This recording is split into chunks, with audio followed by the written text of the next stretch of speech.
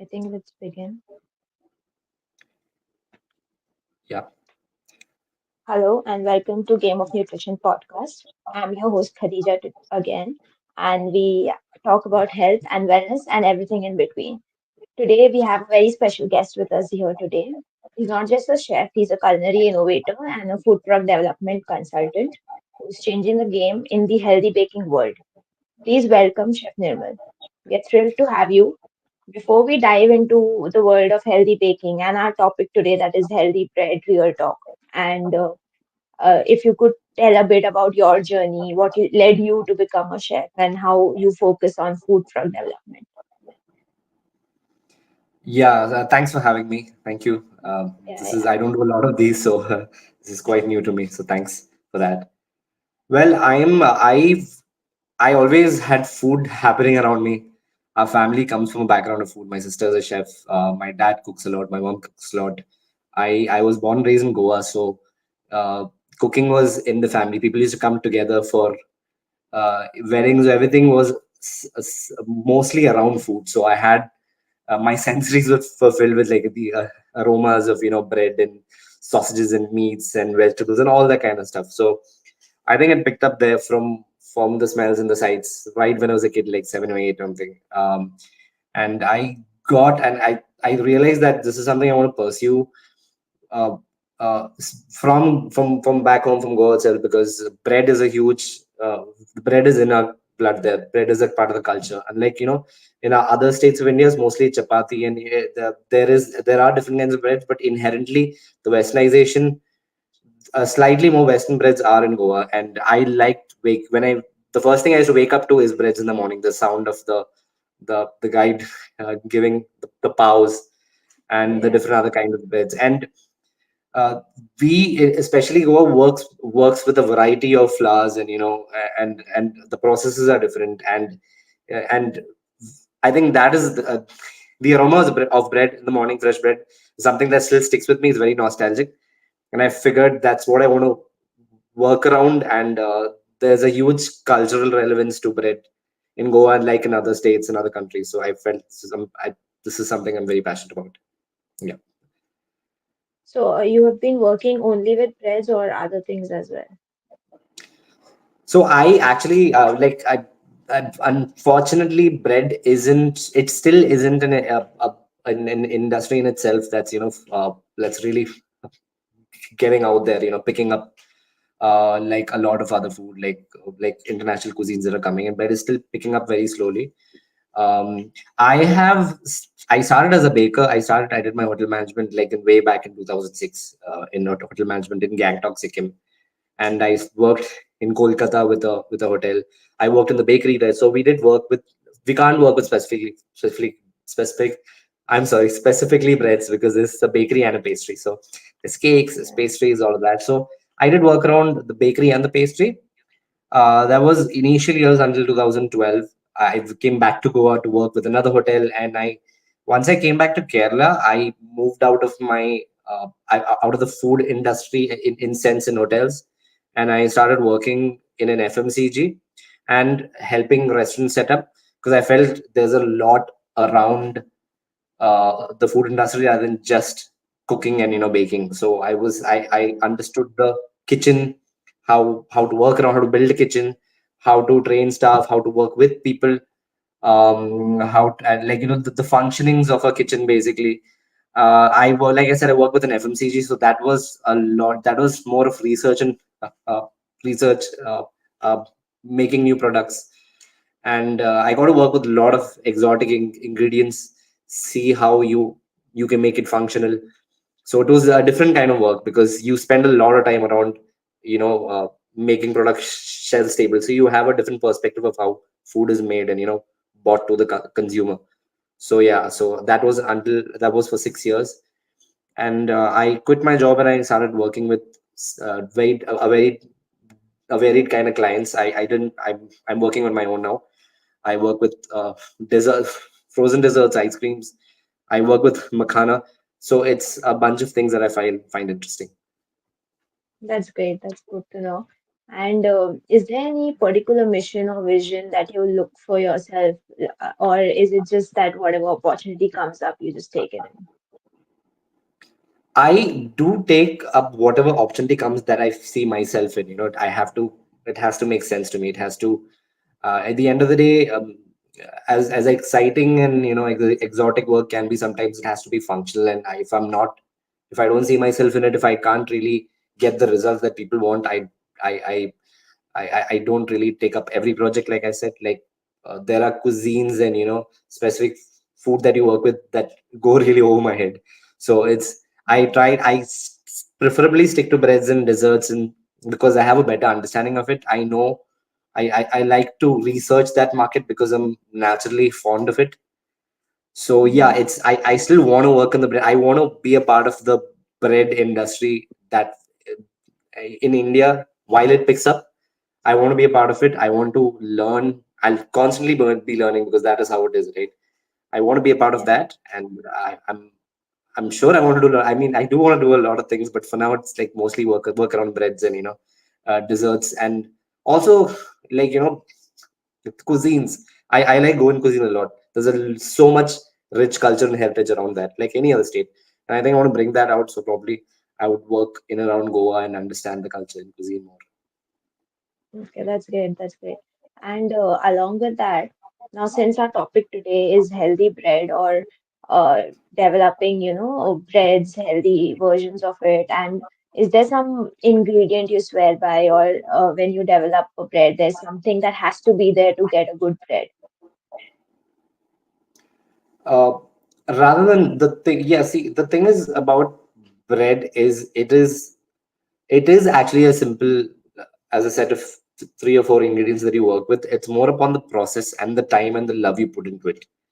You can process food, but with like you might, when you eat food at home, the food tastes good, tastes so good because your mom puts a lot of love into it. There's time given there, there's quick meals, there's ordering out, but then there's having food at home, and that's because of time and love. So for me, I don't think I would say I wouldn't swear upon uh, one particular ingredient, but a set of good quality ingredients that you understand and you give time. There is no fast forwarding breads because the end of the day, you get processed bread that you get all in every shelf. That you see doesn't really Mm-hmm. have love in it. That is just, it's a functional food at the end of the day. Not, you can't, when food is industrialized, it's not it's an everyday need at the end of the day. You wake up and you got to make a quick toast. If you're working the IT industry, you work in any very busy industry, you can't really spend time and like bake bread at night. You're just going to go functional food. So Yeah. to answer your question, sorry I digress, but to answer your question, I guess all you need for bread is like good flour. So if you get like really good grain that's milled, or you get flour, as impractical as it sounds, it is very important.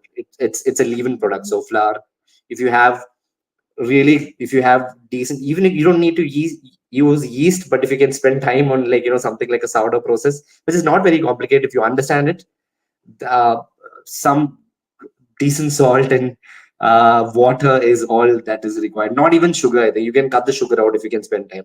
But these three ingredients are very important. So I would definitely say the flour is very good, and yeast. If of course you would use yeast. So if you get a good quality yeast, that so it's flour and yeast. Okay, got it. So when we learn about bread, there are a lot of tweaks to the existing, traditional recipes that are there. Like we see a lot of reels and a lot of YouTube videos that talk about various kinds of, breads made with dals, just grinded, and they are very compact that, as such. So when you talk about healthy breads, what is some misconception that you have encountered? Most of the see, the misconception about it is, see, the end of the day, bread, what we use generally is, like you said, the healthy breads. When people, it's great. I think the social media, the amount of content coming on social media, like Instagram, TikTok, whatever it is, the amount of videos are out on breads, like any other thing, basically, is, it's great because you, at the end of the day, like people, I would have to go and look at a library, try to understand, talk to a chef, understand what grains are good. But people have actually spent time and put the effort of understanding how to process grains and, like you said, lentils and chickpeas or whatever to make bread out of it. I think that's a beautiful process, but it's obviously you need to put some research into it. So I think there equally there's a lot of misconception also about flour. Um, uh, a misconception in sense, like I think it would be brown bread and multigrain breads and all, because you automatically, like for example, people talk about how good multigrain bread is and brown bread is, but at the end of the day, brown bread is a combination of flours, but the combination is at the end of the day refined flour, which is bad for you. So Okay. when you say misconception, yeah, see, bread can be very unhealthy also, depending on how you have it. So there's a moderation there. So and people, so I think that when people actually put the effort of, like, soaking lentils and soaking two or three ingredients and, putting yeast into it, yogurt into it, making a bread out of it, I think that's fantastic, because you found a way to replace, like, you love bread and you found another replacement for it and you're sharing it. It's just that, people have to put more research into that and understand, is this good for you? Nutritional value is very important, so you understand how nutritionally good it is, and if the process still holds that nutrition, that's also very important. Because you look at flour, something like refined flour, like, maida is in everything, it's in brown bread, it is the larger ingredient. See, when you're looking at a back of pack, you always look at the first two ingredients, and if it's like refined flour, you know it's Mhm. bad for you, no matter what bread is. So those are the misconceptions more than, social media misconceptions, because people are now, especially post COVID era, during COVID, people have been actually researching food, and they are very self aware of what they put into their stomach. And Yeah. people know now that, brown bread is very sus. It is Brown bread is Yeah. processed stuff, and yeah, inevitably you will be putting maida into it. And if brown bread looks brown, that is not natural. So the misconceptions are actually now very obvious, and now I think social media is actually really helping these young people and all kinds of people actually bringing the self awareness. But as long as we do our own research and understand this is good for you, I guess it's good. Yeah. But along with this, I've seen a lot of population that still thinks that what is written on the ingredient list is not what is in the product. As in, if even if we tell that this bread is whole wheat or this is brown or this brown bread is not healthy, they'll be like, "Arey, it's brown, it's whole wheat only." They do not Mm. think about looking at the ingredient that the first ingredient is refined flour or refined it's maida or that kind of thinking is still there in the masses. That is Yeah. what we're supposed to change now. So I think you've put in fantastic tips where when it comes to making bread at home, healthy versions of it. But as we dive deeper into the world of nutritious breads, and let's play a game called Bread and Misled. So when the audience can put in bread in the chat box, when the statement that comes up on your screen is true for you, then you have to type in bread, and if it's false, then you have to type in misled. So I think you can add on to the statements and you can explain what is the reasoning behind those statements as we move ahead. Yep, sure. Let's do that. Okay, okay. So the statement one on your screen: all brown bread is made with whole wheat flour. I think this is clear from our discussion as of now, Yeah. but let's wait for the audience.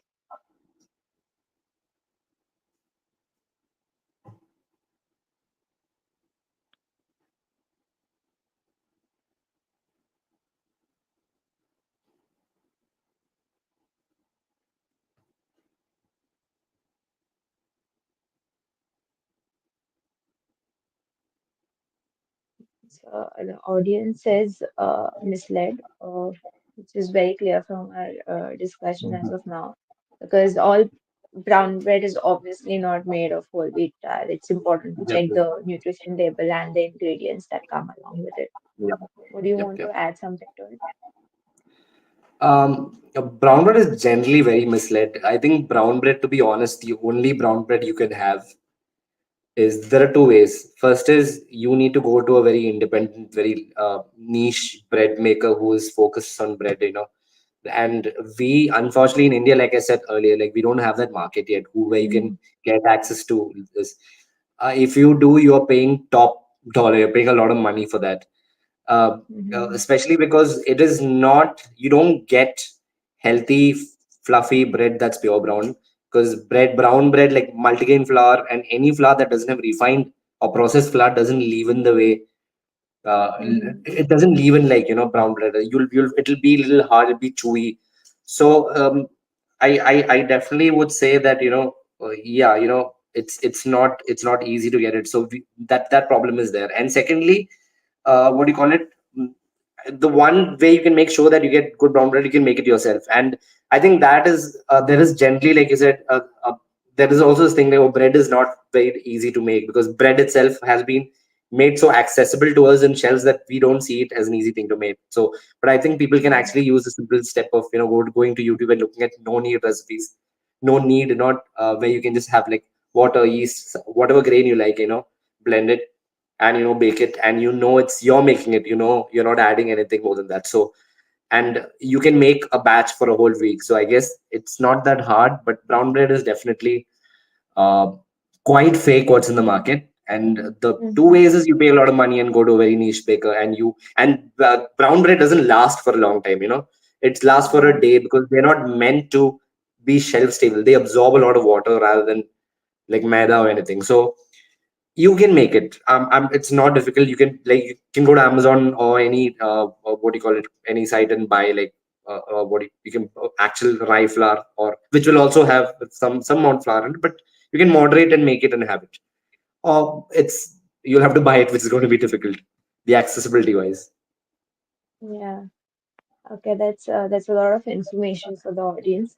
And I think it's important to understand that some things are easily made at home, but at the same time, convenience is the king at this point in time. Exactly. But along with that comes in a lot of people actually do try to make their own bread, and that kind of a Yeah. thinking is also there. But it again comes boils down to having the necessary Mhm. oven and those kind of things available. So Yeah. let's move on to the statement two. Sourdough bread can be easier to digest than regular bread.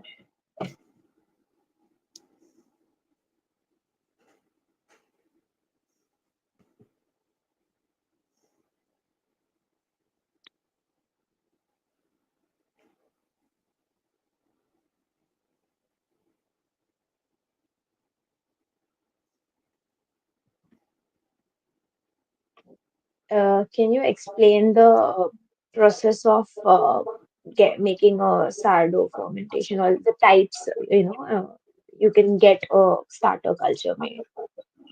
Yeah, I think, see, the thing is, that's what I mean. Like, I think the simplicity of it is pretty crazy. Like, it's also depending on where you're living. If it's a cold place, then you'll have like a warmer circumstance. But if you're living naturally in a humid or hot place, a stardough culture is basically it's flour and water, because flour naturally has wild yeast in it. It's a natural Mm-hmm. occurrence, and it is, at the end of the day, it's a bacteria that lives. It literally lives. It breathes life, and once it is activated, there's acetic acid, and that's the perfect conditioning. Like, yeast. That's why yeast wants the acetic acid. And I don't want to get into the science of it, but is basically it's one part flour and one part water, and you're mixing it and you're keeping it a day for 24 hours, and you have starter culture. And this is the so Sardo. The reason asking about like if you ask me why it is healthier, I'm going to say comparatively healthier, because at the end of the day there is some certain amount of gluten in it. But sourdough, see, the thing is, before yeast came, like before there was something like yeast, before industrialization, there was always starter culture. The beginning of human civilization was sourdough. Like, people made bread like that. It was an accident, but people made it like that. And but this thing took time. Fermentation took time. So over time, sourdough, when you make like a starter, the gluten in it is broken down. Uh, Yeah, the phytic acid is something that does not allow you to absorb nutrients that is in the flour, like like the minerals, like yeah, calcium, magnesium, zinc, all of these nutrients that is in the bread. Like, the one good thing that you can get from it nutritionally yeah. It doesn't let you absorb. But this time, this natural fermentation time allows the breakdown of phytic acid, which Yes. helps you in digestion. Whereas processed bread, what happens is when it is processed through yeast, you're cutting this entire step. So you have phytic acid there, you have the gluten there. It's in very high amount. So it doesn't really you're taking nothing in terms of nutrition, and it's not good for your gut. Generally, not good for your gut at all. It is really bad. But at the end of the day, it's a daily need. Bread is a daily need, and I'm guessing people have it. If you can moderate it, it's okay. But sourdough was the way to go. It was how our forefathers actually made bread, and that's why you see they were always much more healthier than our generation. So yeah, Yeah. I think it's as simple as flour and water that is fermented, and this fermentation really helps cut all the bad parts of what you take in All terms the of bread. anti-nutrition factors basically. So Exactly. it Yeah. helps to break those down, and Exactly. that's how Yeah. you are able to absorb those nutrients better, And one as more well thing as is in. that sourdough. Yeah, I'm sorry, I did No, interrupt. no, you continue. One more thing is about sourdough is not just the bread. Starter culture is like just flour and water that you can make and keep, and you can use in anything. You can change your breakfast the next day. You can add it into flour. What you can add some sugar, make pancakes out of it. You can make, or you can Okay. make like a pudding that you can bake out of it. So there's so much you can do out of that. That is actually healthy for you, and you can make bread out of it too. So it is yeast basically that you. It's a yeast replacement, and it is good for you. It is Yeah. good for you comparatively to your processed bread. That's interesting. Instead of even baking sodas, baking powders, I think you can use Exactly. Yeah. this starter culture. Yeah. The audience was not sure of the answer, and the answer is that it is true. So, as we have explained it, let's move on to the next statement, which is multigrain bread is always healthier than white bread.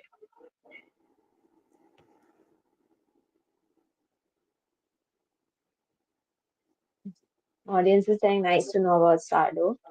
Yeah. I saw that. Yeah. I'm Yeah, glad it helps. yeah. So, for the audience, multigrain bread is basically bread made with more than one grain, and white bread is our normal maida-based bread. Uh, Yes, yeah, you can take it. Um, so I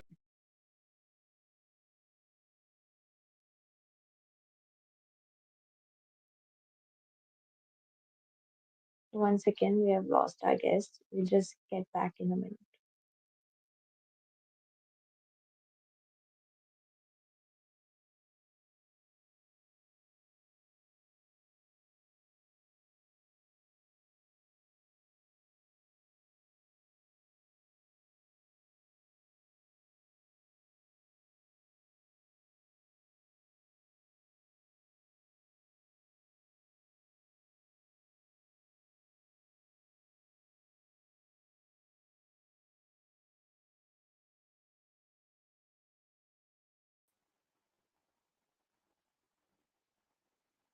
Yeah, am extremely sorry. I don't know what happened. I think my page just crashed.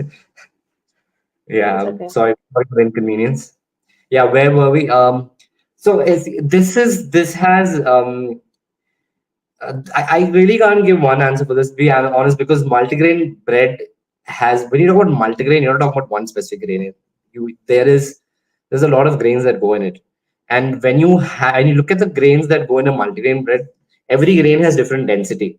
So multigrain bread will always have a certain not so great amount of flour in it to support the grains.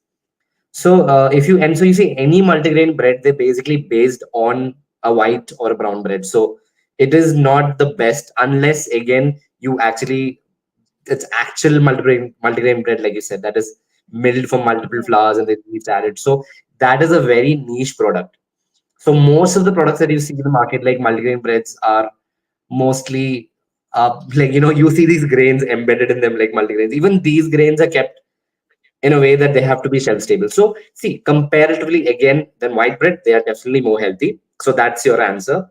But you got to be very wary of like where you buy it from, where you get from. So yeah, I just feel kind of sad where you don't have these unless you're in a very top tier city where you can get access to this. It is difficult, but like you said, it's accessible now. People can make it. And at the same time, the multi-grains that I use, you do not know if they are refined or they're not refined. So Exactly. it depends on those factors as well. If all of them are Right. refined as well, I think there's no Yeah. extra nutrient that you're getting, irrespective of Right. the fact that it's a multi-grain bread. Yeah. So There's that also the also fact has that, to see, be. we are in India. Yeah, we're in India, right? We Mhm. don't really have bread as a food, like a daily food. It's always roti, and we have like Indian food, like in the south, it's idli and rice, and up north, it's like, it's different kind of food. So we don't, like, there aren't businesses enough that focus on creating healthy bread a lot. Like, that's why people have taken it upon themselves to make it. So yeah, so I think that is also a small problem. So it's you don't have the option of choosing which is better the other. You either go for a sliced bread that is says multigrain, which is an absolute scam, or Mhm. you go for very very high end product which is up there in the market. Yeah, so there's a question that says which are the mostly used grains when it comes to a multi-grain bread. uh what are the mostly I'm there's wheat bran is used, there's rye, there's oat. So again, this would depend on what kind of, like, multigrain when it comes to flax. Multigrain really varies, different people use different, there are different Hmm. variations of flour. So it could also, like, they could also have nut flour. So multigrain, again, it's a very generic term, multigrain. It's not a particular one this, but yeah, Yeah, wheat, yeah, like I said, there's whole I wheat, think there's even bran, there's oats, rye. yeah, oats, Yeah, barley, exactly. and all Oats of is that. also used, like rolled oats, barley, all of that is there. Yeah, but Yeah. also I think it's more Western, like in French, in France, or we go to other parts of Europe and America. It always changes on the availability. Hmm. Yeah. Let's move on to the next statement. Almond flour is a popular gluten-free alternative in healthy baking. So the audience, I think they've already answered yes. Hmm. Oh, sorry, you guys were waiting for me. I forgot that. No, Uh, I just put up the statement a bit earlier because on the yeah, live stream, the audience gets it later by the time right, they right, answer. Yeah. right. Um, so yeah, it is true. Like, almond flour is really great. Is really great compared to flour, because you're not, to be honest, it's a nut flour. So we're not really calling it a flour. Our concept of flour is anything that's milled to the consistency of a flour. So almond flour is really really good. It has all the nutrients up there. People go to the gym, have almonds. So it definitely is. It's a very Almond flour is widely used in baking now. The only thing is its accessibility. You are paying a lot of money for almond flour, so there is an extent until how much you can use, how accessible is it as a daily need. So and again, I feel almond flour won't hold on its own, so there will again be supporting ingredients there. But since it's highly nutritious, you can add a little bit of flour. For me, you can't cut everything to zero, you can only moderate. So Hmm. flour and almond flour really works together very well. I think the binding is not there because of the oils in almonds when it comes to. Exactly. But again, there are natural gums that you can use. It's not everything is not bad. If you have there are Hmm. gums and natural gums and binders that you can use in very small quantities. That once you bake on in such a high temperature, they kind of they hold the bread and they're not really harmful for you.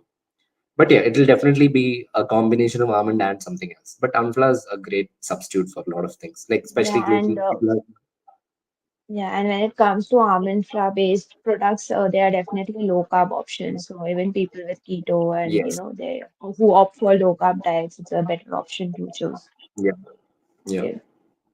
So the next statement, chickpea flour has less protein than regular flour. Okay.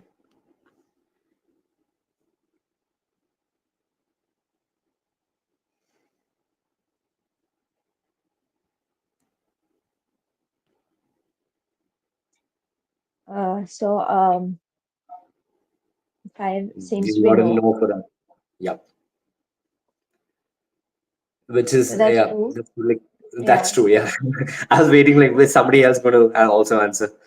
Yeah, I'm very sorry. I'm a little new to this. I'm technologically so handicapped, so I'm very I'm old. Yeah. So chickpea flour is definitely high protein. Again, like almond flour, I feel is a very good substitute. It's delicious. First of all, there are so many ways that you can use chickpea flour. Normally, flours like lentil flour. I have worked with chickpea flour and lentil flour. They have a lot of smell, aroma, and this taste. But chickpea flour is has that, but you can always mask chickpea flour with a lot of like I said, bread. You'll never get the perfect bread like you have like a French baguette, which is flour. But then if you don't mind the little bit of taste variation, there's a lot of added additions you can do. You can make a toast with avocado and hummus and everything. So there's so much you can do. So chickpea like flours like chickpea flour, lentil flour, wheat bran, and like you said, almond flour are great replacements and they have a lot of protein content in it. Yeah, if you're working out, if you're like a gym bro, it really works for you.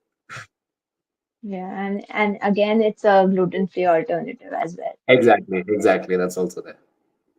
Yeah. Let's move on to our next statement. All gluten-free breads are high in fiber. Let's see what the audience says.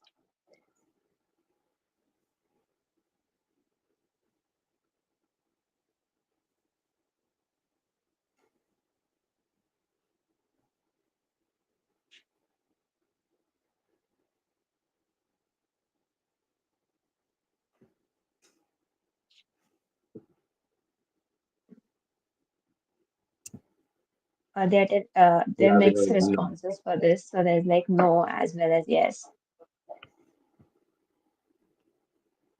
yeah. But again, I think that I can I answer this. Yeah, yeah. So I think it is right. Like there's a no and a yes. It also depends on what kind of all gluten free bread means like you're replacing it with so many options like lentils again, lentils, chickpea, uh, and a lot of them will not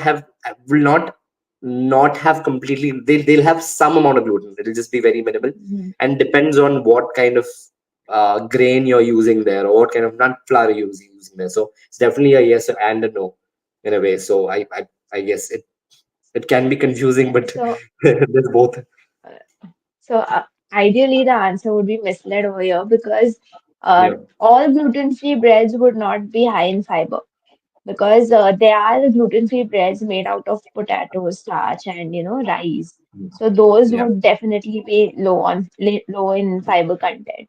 Yeah. So Yeah. it's always important to check the label. Even on the fiber Right. content, you have it in your nutrition table. So that's Right. important.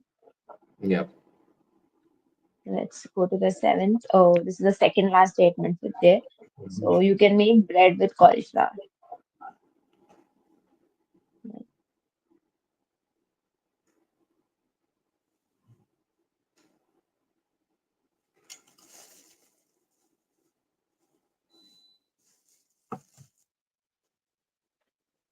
I think we got one yes. Yes. The other yes one was from the previous answers, what I think. Yeah, yeah. Yeah. Okay, again, there's a yes and a no. Yeah. So yeah, I think this is definitely because a cauliflower pizza was a huge thing. Was had an era It of still is. had a life and a death.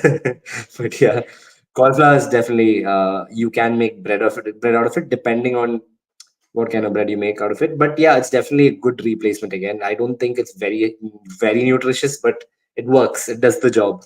Gluten free again. Mhm. But yeah, it definitely is a good replacement.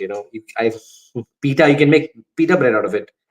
We've done that, and it's really interesting. It's really good bread for dips, Yeah, pizza, and yeah, whatnot, stuff like that. So definitely is. yeah, I think that sums it up. And the last question, it's a little trick question. So before the audience answer it, also I want to explain it that the first statement was very similar to this, but over here we're talking about brown bread. Bread is always made from 100% whole grain. So the first statement what we had was if all breads are made with whole wheat flour. Here we are talking about 100% whole grain. So the audience is, let's wait.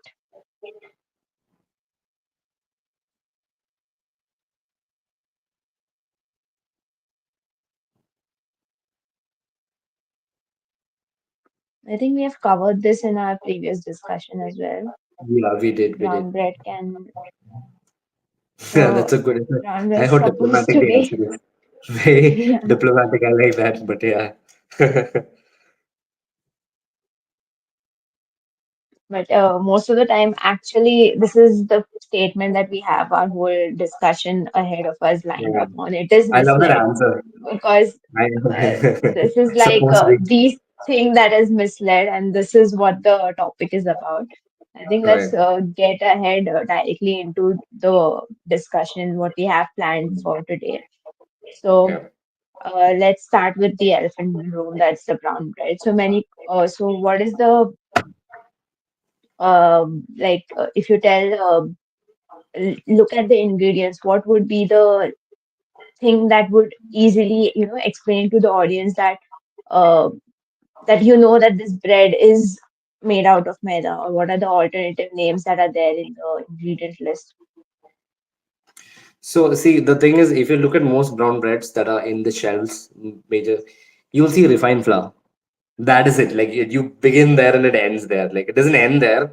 Once you know, that is the biggest red flag. Once you see it's refined flour, is most, even if it's like, even if they say, if you look at it, the atta or whatever other, like oat flour or everything should be basically 13 or 20%, but most of it, if you look at it, the first so when you read the look, let me go to the back, start from the beginning. When you read a back of pack, you're supposed to put all the ingredients are supposed to put in the order of the amount, the amount of the percentage of the ingredients that you're using. It'll be in the ascending to descending order. So if you see, refined flour will be something that will stick out in traditional shelf stable breads. And stuff, when you see something like INS, which is basically a dye, and brown breads they actually add dye and caramel in it to make it brown, because breads don't naturally are not naturally brown. They don't necessarily have to be brown. It's not compulsorily like brown. It can be almost white also. So there's this caramel in it. So you'll always see antioxidants, and you'll see like improvers written there. And the second half of the ingredient. So I've actually bought a nutritional information. I kind of a bread. I want to read it out to you if that's okay. If Yeah, yeah, yeah. So the first one says atta, which is whole wheat atta.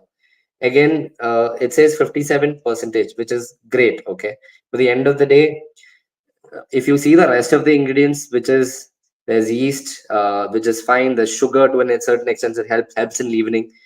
Then that's when it gets very red flaggy, where you see refined palm oil, you see preservatives. There's malt products. Something like a malt product is where it's a dye, and you'll see a flour treatment agent, and everything after that, antioxidant, are meant, more than three or four or five ingredients in that are meant to preserve the bread, to preserve the products. Because something like bread, something like a multigrain or a brown bread is made with alternative flours. It's not just refined flour. So uh, other than refined flour, all the other flours absorb a lot of water, and once they absorb it, they hold that water, and that makes it very moist and sticky. So they're not really they're not really fluffy, and they're not really supposed to have more shelf life than maybe 1 to 48 hours, basically 1 day to 2 days.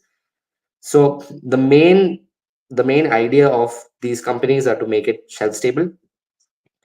And secondly, it's a visual thing, like, my teacher told me once, the food is had consumed by the eyes before the mouth. So once you see brown bread and multigrain, oh, okay, you know what, this is better than the white bread, because, oh, white bread yeah, is white, so we'll just pick it up. So there's no time. People don't have time. It's a fast world.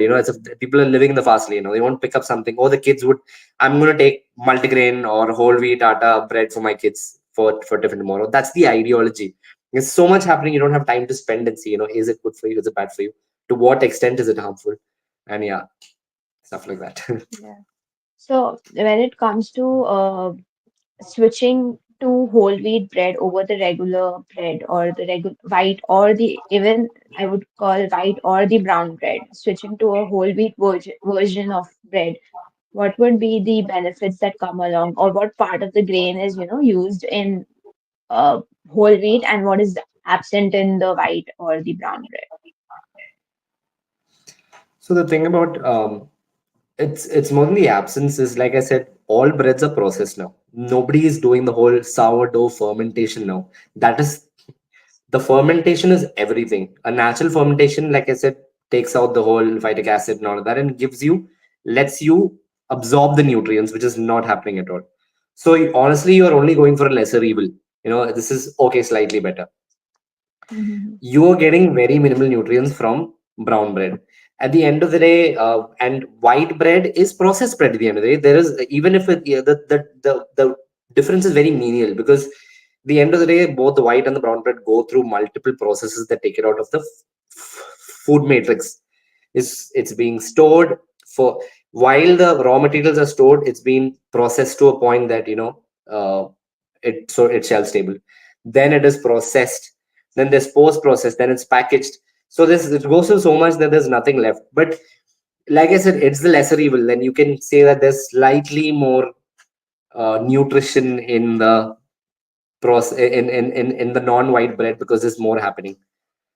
But then Yeah. sadly, there's more shelf stability. They're putting more work into making the non-refined flour bread, like a brown bread, hold in a shelf. So there's more, there's more additives there. So yeah, at the end it's the same. I don't believe that there's a lot happening unless you're making it at home.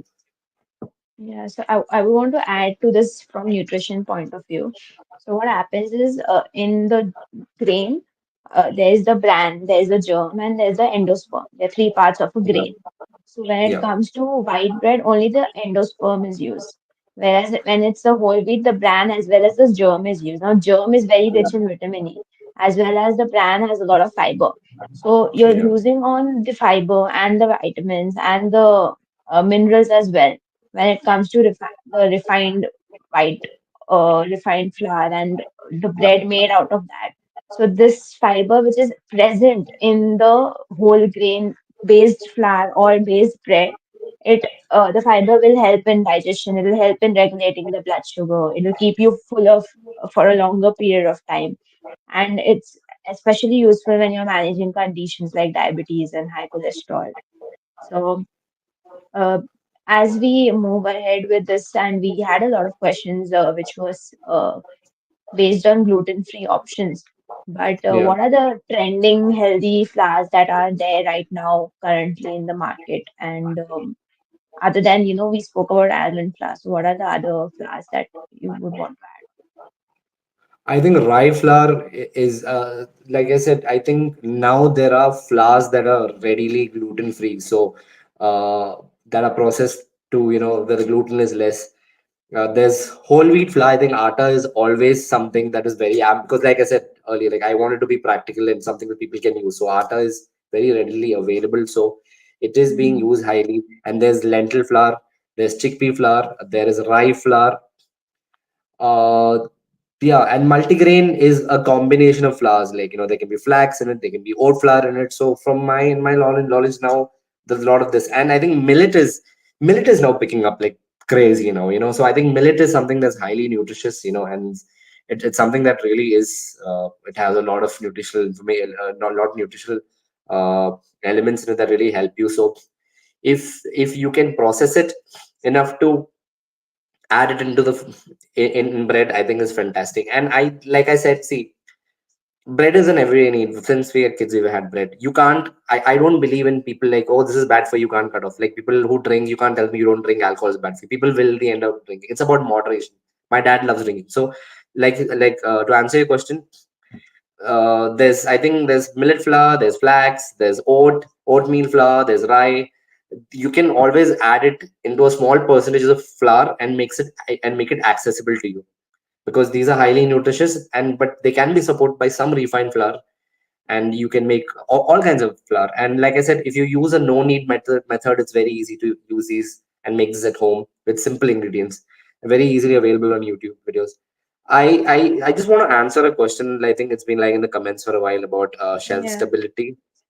yeah, yeah. Um, um, do you think the bread with long shelf life is harmful? It is definitely, because it's at the end, shelf stability is something people do. Like, you want to sell a bread. At the end, it's a business. You want to keep a bread for more than 2 or 3 days, because people will take some time to buy it, and it doesn't make any sense for bread to go bad in 1 or 2 days, because it'll be a huge waste to and a company or a profitable business. So definitely there are a lot of antioxidants, there are a lot of additives, there are a lot of things that go into it. There's manpower and a lot of R&D going into keeping the food shelf stable, not necessarily in a healthy way, especially if they're like huge companies making bread in like in a very huge scale and mass. So yes, processed food is out of the food matrix, and it is shelf stability is something is majorly looked into, and not necessarily with health in mind. Yeah, but at the end of the day, the shelf life that is available, that's written on the label, beyond that, if you have anything that would be harmful to health, irrespective of, It is. yeah, Yeah. irrespective of, even if there are a lot of preservatives added to, make it shelf stable, but that is like another angle to it. So, um, are gluten-free breads healthier than regular breads? Gluten-free breads are definitely healthier for your bread, because the end of the day, the digestion is important. Like, if you're not if glutinous bread. See, gluten is actually, if you look at, we are now, we are in a very, we compartmentalized, we are in a box, we're talking about breads. But if you think of maida and flour in general, how it's used in sauces, used in cakes, you are taking gluten in some way or form in through so many food. Like, there are like definitely, as much as aware you are, there might be a 20% of you, not, you're not even aware that you are taking gluten through so many other ways, So a gluten-free bread is definitely healthier, because the options are nut-based flours, grains, and like I said, cauliflower. So they're not doing harm to you, but they're better than the amount of gluten that's in gluten food. So to answer, it is definitely healthier, but we are at a good place where we can actually choose healthier grains and flours, which will actually, not just replace gluten, but also give you some nutritional benefits. Yeah, and at the same time, opting for a gluten-free option just because it's gluten-free is not an ideal thing. Like if you have Exactly. celiac disease or you have gluten sensitivity, and then Yeah. you're opting Yeah. for um, Yeah. gluten-free version of some product, then it's worth it. But Yeah. again, along with that, as you mentioned, most of the gluten-free options have better quality of nutrients as well as fiber. So we have a question from the audience that says, "What is your Yeah. recommendation for local bakery product? Is good or branded long shelf life is similar?" Um, I have so many. I mean, I have multiple answers for that. I have answers might not be in the nutritional bracket. I would say definitely go for local bakeries. Come on, like, local bakeries put love and effort. Like, a lot of bakeries I come from, like I said, I've lived in Goa a long time. Even I'm sure you're in Muscat, and I have friends in Bangalore. Lot of people have age-old bakeries that they put a lot of effort. It's less processed, because they are day bakeries. They sell breads for one day and then it's done. If you see a lot of bakeries, good bakeries, no, go to bakeries that are crowded, who have a lot of people they who like their food, because the food gets sold out. They're not looking at shelf service. They're looking at to sell fresh food. So fresher breads are better. uh Definitely they have less preservative. Like it's simple, like, if you buy a cheesecake from a supermarket, you buy a cheesecake from bakery, it tastes better. But it spoils faster, the bakery, compared to supermarket, Yeah, because it's not meant to stay for longer time. Food is not meant to be shelf stable, after industrialization. The main point of industrialization is to make food last longer, to be convenient, and to be indulgent. At the end of the yeah, day, I want indulgence. That's why I say, you can't sacrifice your love for food and love for taste, how good you're craving for food. All you can do is understand it better and pursue that better. Also, secondly, I always go to local bakeries to support small businesses. I think they put a lot of effort and love. So, I always support business like that compared to corporates. Even though I might be a little hypocritical because I do end up going to a shop and buying like a proper bread because it's easy. But yeah, And when you go to small local bakeries, there's a variety in the kind of, even if it's a regular bread, one local bakery will have a different taste texture than some other local bakery. So you always get something new to taste if you're trying for exactly. different options as Yeah. well. True, and it's accessible also. You get to talk to the people who Yeah, make it, so you can know what goes into that. They listen to you, and they are also keeping up with the market. They are also doing a lot of brown breads now, and you can actually ask them. This is what I want. This is what you have. yeah. And when it comes to making these breads itself at home, what are your tips for making them healthy at home? Simple. Use the most basic things what humans always were meant to use, like if you're making any flour, use flour, use yeast, use water, use salt. You don't need sugar, you don't need any of this. If And give your time and love, and it'll turn out beautifully. And I don't think breads have to look like bread. That's why there is the no need, KNEAD, not the no need method, but the no need method, where you can actually just put flour, you can put water, you can make a sourdough starter. Simply make a sourdough starter, which is water and flour, and keep it in a humid place. It will ferment. Use that into your flour, salt, and water, and mix it with a fork. And once it bubbles up overnight, next day you put it in the tray and bake it, and you have bread. It'll look like a plop. It won't look very appetizing, but you can wrap it, put it in your fridge, and have it over a week, and you are healthy. I mean, you are doing yourself a favor. You're doing your gut a favor. It's very easy, and there are tons of, like, social media is great now. Instagram is great, YouTube is great. There are tons of recipes out there that is so simplified and so accessible. Yeah. And along with this, I think since like people always consider roti to be an ideal. So roti is made out of wheat. And there's just a few Yeah, more things that are added into bread. So it's exactly. like if you switch from roti to bread, I'm just continuing this with the question Yeah, that there in the yeah, chat box. yeah, yeah. So uh, ideal serving for a person for like replacing your two rotis is two slices of bread. That's like one serving for a person for a meal. So that's the amount of carbs that is enough. So when it comes to having bread daily or some, there are a lot of countries that their staple is bread, and that's how they daily eat bread. And India we eat rotis and chapatis. So it is okay to have it daily as well, but you have to find the better option. And as you mentioned, you can make it at home or you can choose a good option. And you cannot start having bread from tomorrow every day and be like, oh, it's not working out for me, because your gut is it's built in such a way, the microbiome is in such a way that your it's more used to digesting the roti instead of the bread. Now that will slowly build up if you want to really switch to having bread every day and being able to digest it easily. So that comes with time, but it is okay to have bread daily as well. But remembering portion control as well as remembering to find the better quality and the better ingredient based bread is also important. You would want to add something? Yeah, I think, like I said, the Indian culture of cooking is the best example. Like you said, the when I say make it yourself, look at chapati as a bread. What goes into it? Flour and this. And why do you know it's why do you have it? Why are you having it every day? Because it's simplicity. Its nutritional benefits. It's 100% atta. If you mill the atta, even better. So if you add some yeast to it, to the same chapati, that becomes bread literally. So yeah, you can have it every day, as long as you are sure of what's going into it. So definitely you can, as long as you can, moderate it, and like you said, what's going, how to put it in your diet. Yeah.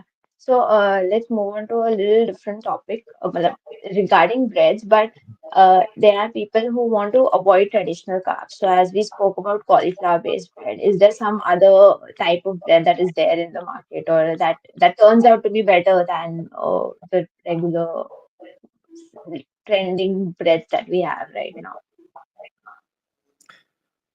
See, to be honest, see, I think you can make breads out of like any grain now as long as you process it the right way. But I think, see, breads, it's like saying, a biryani, like a Hyderabadi biryani or like a little biryani or like a Sawa biryani is always best made.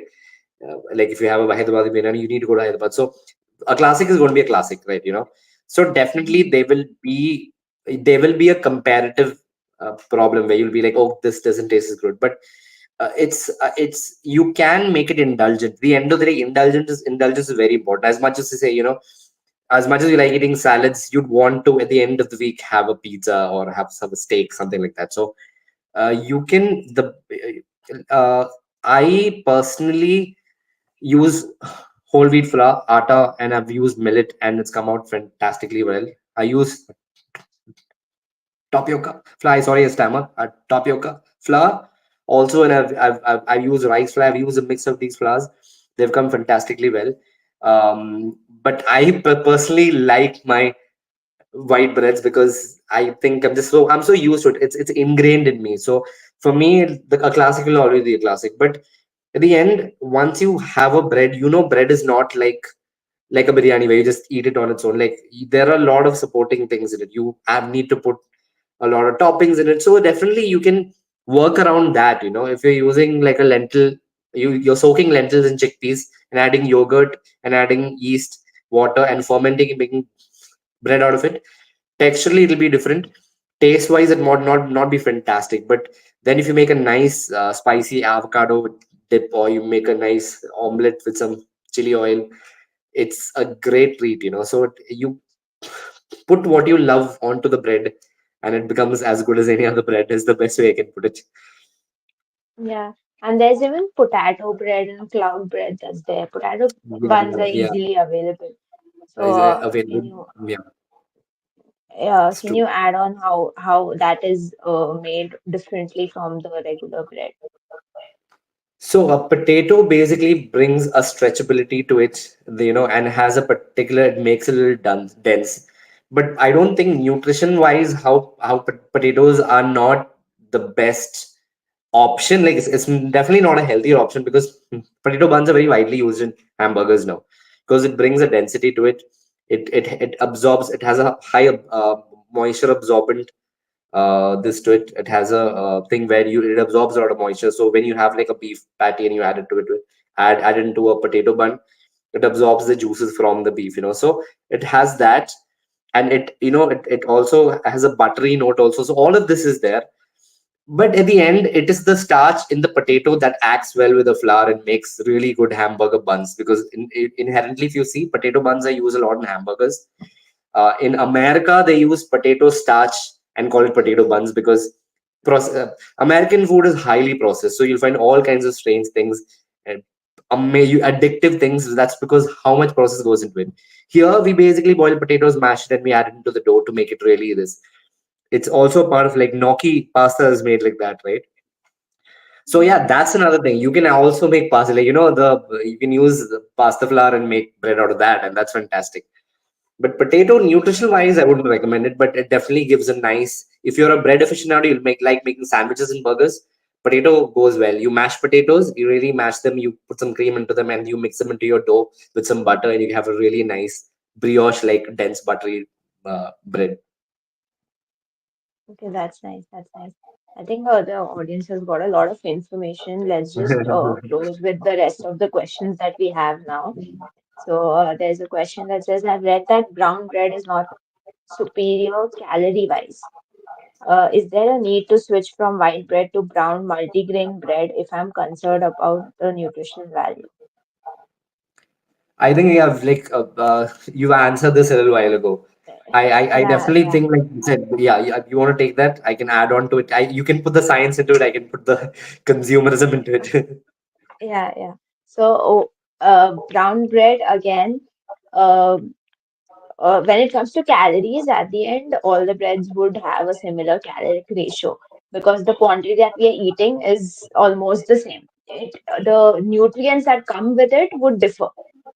So if you're switching from white bread to brown multigrain bread, again you have to check on to the what kind of multigrains are there present in the bread, as well as if they are polished, unpolished, or if they are whole grains that are used.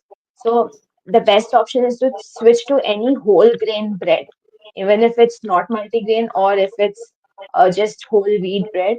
So calorie is not something that would matter here, but the nutrients would matter. Yeah, I think I've answered that. Mm. For me, I'm sorry, most of the answers come, my answers come from very different direction. My thing is that if it would be more about where you switch it from, like you make sure when you buy whole grain bread, you kind of, you know where you're buying from. You look at the back of pack, you buy from local bakeries, and definitely at the end of the day, I don't think it'll make a major difference. It'll definitely make a difference, but it'll be supported by some refined flour. But it is comparatively, it's always the lesser evil. I feel it's better, but mostly commercially, multigrain breads are also processed to death. So if you can get from a local bakery there in Kerala, uh, Kerala, at least there are lot of local bakeries which are a little high end, but they do sell multigrain breads, and you can actually, like we said, you can actually talk to them and tell them, this is what I want, how much is it. So yeah, I think you've got to be aware as a customer of what the contents are in the bread, and if they have a variable difference, there's a lot of flour in it that's not refined. It's great for you, but yeah, you best be informed and buy. Yeah. I think let's close. We have already exceeded the time. It's been over an hour. Yes. So it was great Okay. having you here. We've not learned a lot. I've personally learned a lot. Okay, wait. There's So have I. again Thank you. a question, but I think we'll take up more questions on the WhatsApp community. You can put in the questions on the podcast group, and we can have those answered there. And Yeah, we can do that definitely. yeah, so okay, let's end the So stream. yeah, Thank you. thank you so much. Thank you for having me. It Bye. was I learned a lot. Also, like I learned a lot scientific. I learned the science part of it. Thank you so much, and it was great doing this. And yeah, I'm going to keep Yeah, watching this your stream. Thank you yeah. very much. Thank you. Thank Yeah, you. have a good weekend. Bye. Yeah, yeah. Bye.